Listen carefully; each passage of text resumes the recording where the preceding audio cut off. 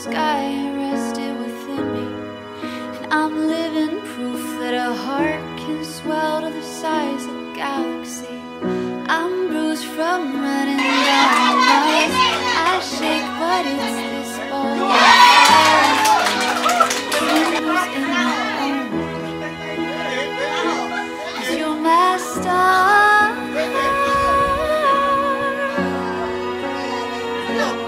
You're my star.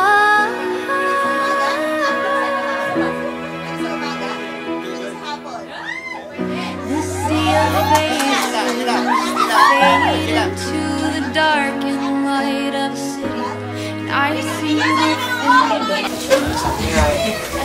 Yung respect na ano yung nabibigyan yan, nakukuha sa isa na. Pasalam! English at Tagalog! Para sa akin nagulat kasi ay, You're my star.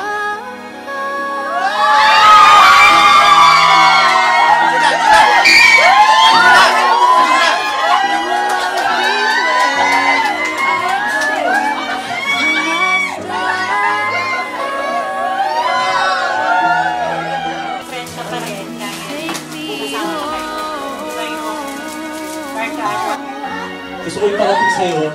wala lang eh. Parang ang bilis lang. Ay! Ilang weeks pa lang magkasing edad lang gusto ako niya.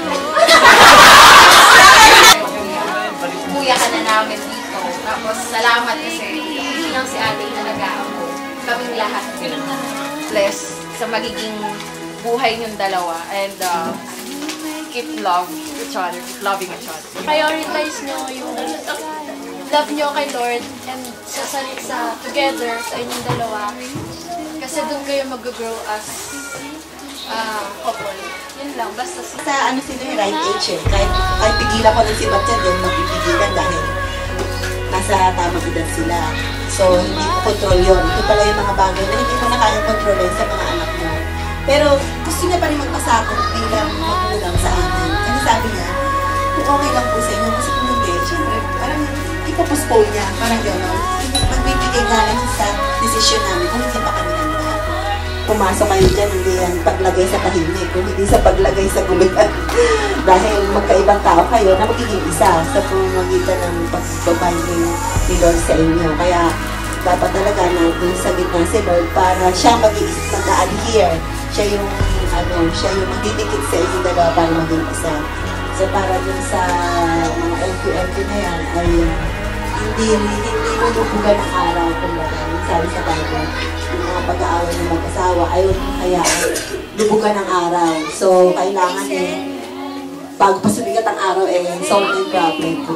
God bless you. Nasa amin yung basbas ng Kasi siyempre pangalawang anak ko na mag-aasawa, ando dun yung hindi ko alam kung ano yung diba, sila na actually ng date sa isang restaurant dyan sa Migaliti. Nag-meet kami rin after ng work. Tapos nakilala ko siya, nakita ko siya first time na alam mo yung kilatis na sa mukha pa lang malalang kung ano yung klase ng pagkatao, gano'n. Hindi sa parang gano'n. Doon ko siya siguro makahit meron akong konting vibe sa tao. Mabuti o gagawa ba ng masama o kasi siyempre lagay doon yung kung pwedeng kahinat na ng anak kung something. Saka nung actually magplano pa rin, diba nasasabi ko sa'yo, wala akong sama-samang binabalak na basta may plano. Lagi ko sinasabi sa'yo, lagi may plano, huwag mawawala yung plano, lagi may plano. So, akin, walang problema. Tanggap ka namin sa pamilya ko. At God bless. Me and good luck, anak. Mahal na mahal kita. Yung nararamdaman ko sa magulang mo, sa parents mo, sa kapatid mo, sa kanila, sa bias natin, na yung pag-ibig ko ay totoo at wagas hanggang tumanda tayo.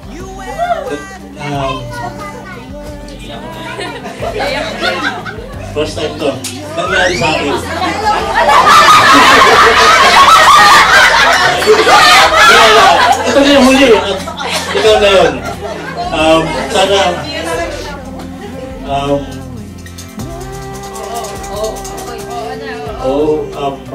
mahal na mahal kita. Natanda ng pagmamahal ko sa'yo. Ang wagas.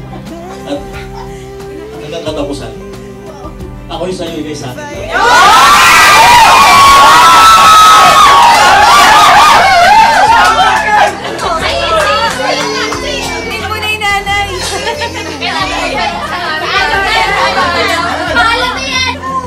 Saksi sila lahat.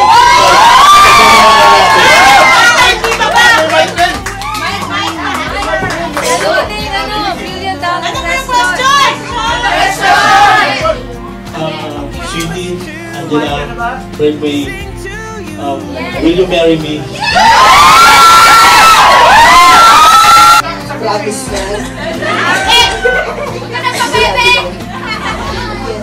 Yes.